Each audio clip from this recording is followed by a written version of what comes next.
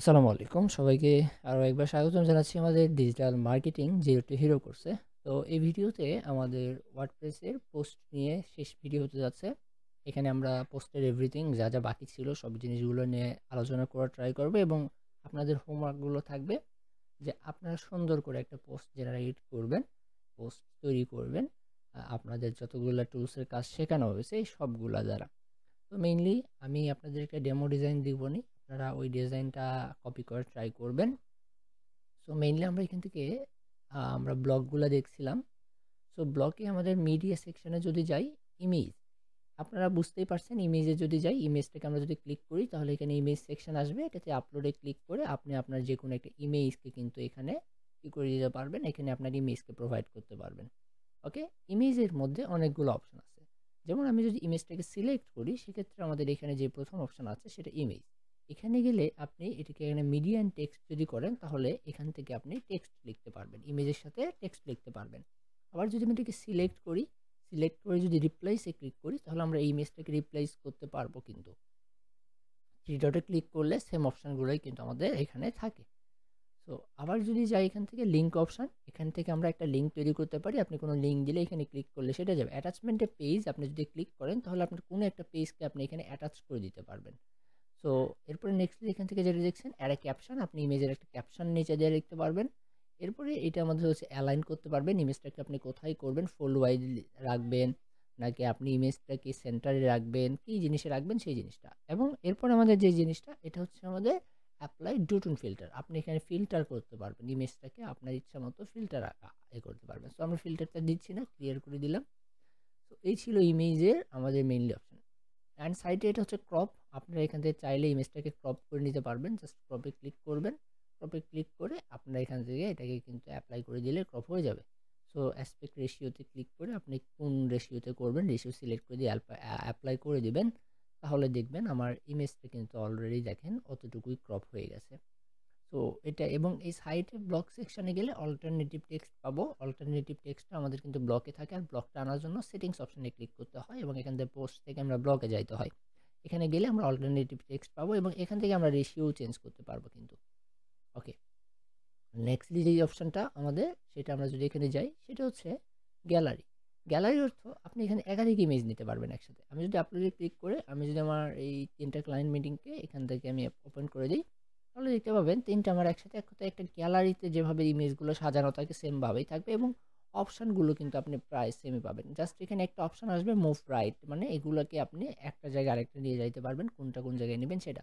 বাকি সব অপশানগুলোই সেম। একটা ইমেজে ক্লিক করলে সেটার অল্টারনেটিভ টেক্সটটা পাবেন এবং এখানে গেলে ওইটা স্টাইল পাবেন, ওটাকে রাউন্ড করবেন না কি করবেন, ওটার বর্ডার আপনি এখান থেকে কমাইতে পারবেন, করতে পারবেন, ঠিক আছে।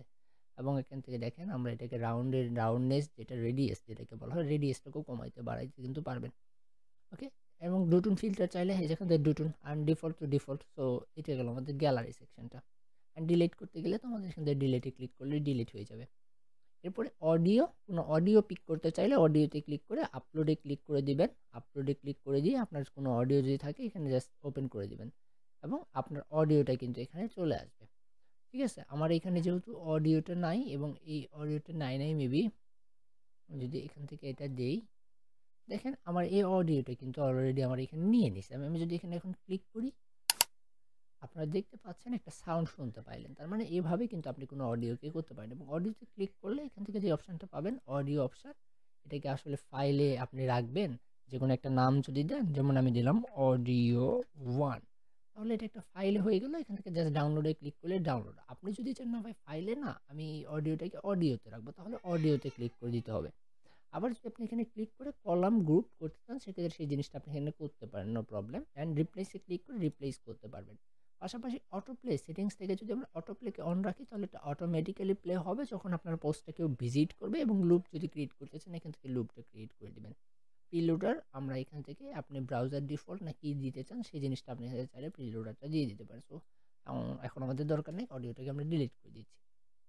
ওকে, এরপরে নেক্সটলি যেটা সেটা হচ্ছে কভার। আপনি যদি কোনো কভার অত বুঝতেই পারছেন, কোনো কিছুর ওপরে আমার আর কি লেখা। তো আমি এখানে একটা কিছু নিলাম, এখানে একটা ইমেজ নিলাম বা একটা কিছু একটা কালার নিলাম বা যেটাই হোক, আমি এখানে একটা ইমেজ নিই। ধর আমি বঙ্গবন্ধুর ইমেজটা এখান থেকে নিচ্ছি এন্ড বঙ্গবন্ধুকে নিয়ে একটা আর্টিকেল লিখছি। সো তার আর্টিকেলের আগে একটা কভার লিখবো। সো আমি এখানে লিখলাম বঙ্গবন্ধু। ঠিক আছে? সো এইভাবে আপনি একটা কভার কিন্তু বানাইতে পারেন। সেমভাবে বাকি অপশনগুলো সেমই থাকবে। এরপরে আপনি দেখলেই পারবেন মিডিয়া টেক্সট সেমভাবে ওই যে আমরা যেটা অপশন করে নিলাম সেটা জাস্ট এখানে মিডিয়া টেক্সট আমরা নিতে পারবো। একটা মিডিয়া নিয়ে তার সাথে টেক্সট অ্যাড হবে। এটা এখানে ভিডিও নিতে পারবেন, ইমেজও নিতে পারবেন অ্যাজ ইউ উইশ এবং এখানে কনটেন্টটা লিখতে পারবেন। দেখতে পাচ্ছেন এই সাইড দিয়ে আপনার কনটেন্টটা কিন্তু চলে যাবে। ওকে।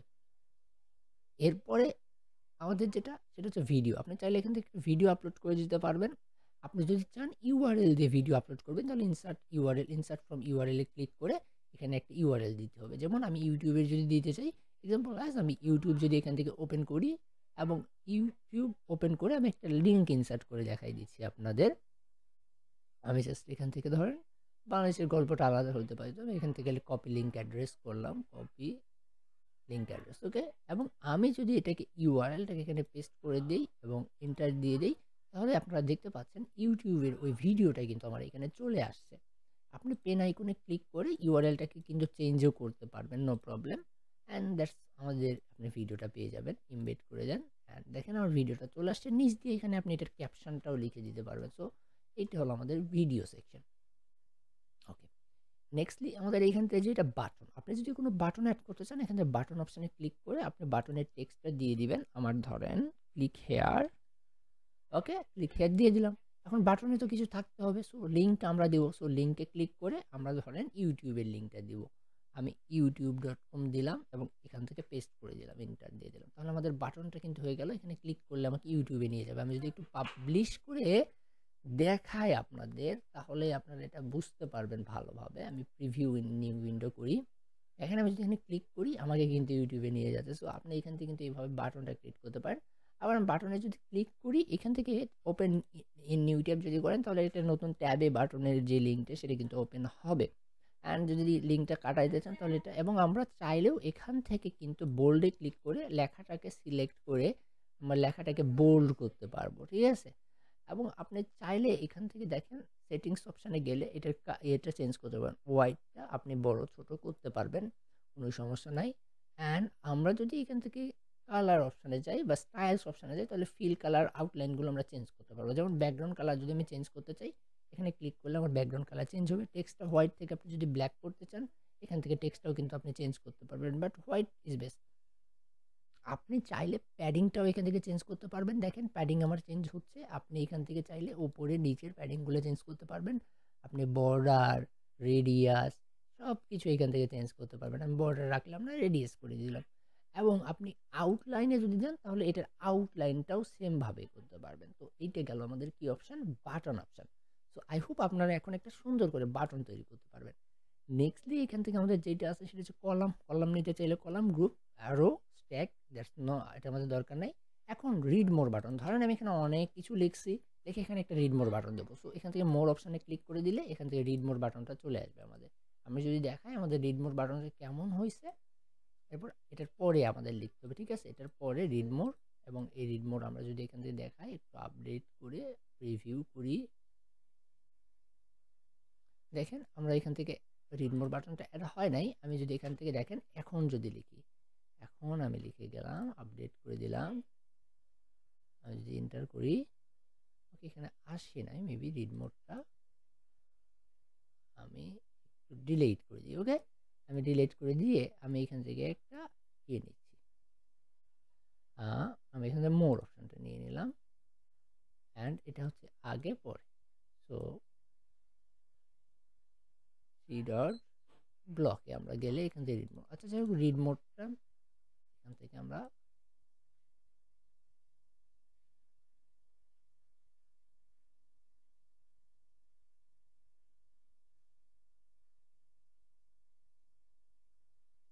মেবি কি কারণে আসতেছে না রিড মোড।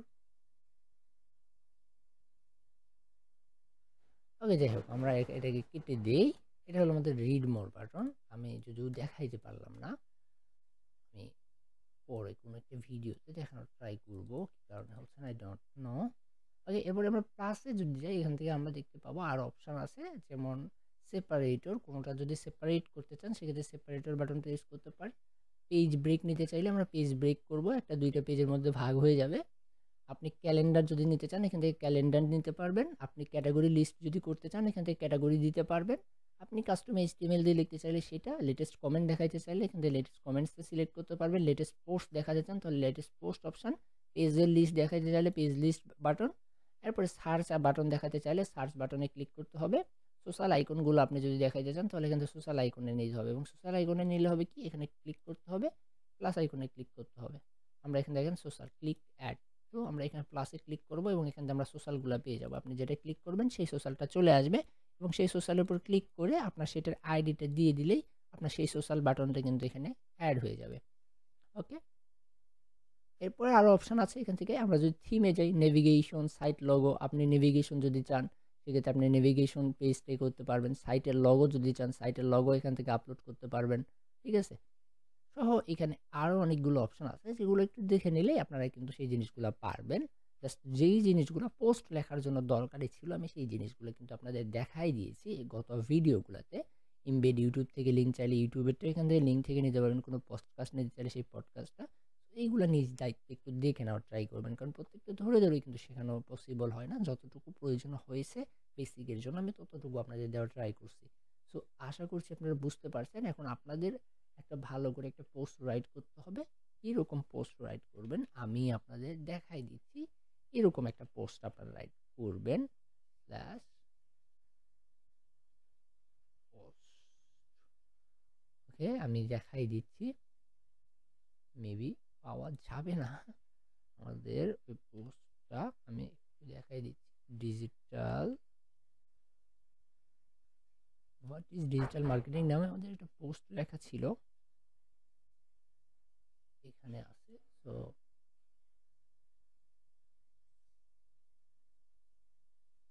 দেখেন, আপনারা ঠিক এরকম একটা পোস্ট লেখা ট্রাই করবেন। এখানে কি কি লেখা আছে, একটা হেডিং নাম আছে, ইমেজ নাম আছে, এবং এখান থেকে আমরা কি কোড নিয়েছি, এবং পাশাপাশি আমরা এখানে কিছু উত্তর এভাবে বানানোর ট্রাই করছি। সো আপনারা এখান থেকে এই জিনিসগুলা বক্স যেভাবে করা আছে এই পোস্টটার লিঙ্কটা আপনারা মাথায় রাখবেন, sajeti.net/whatisdigitalmarketing।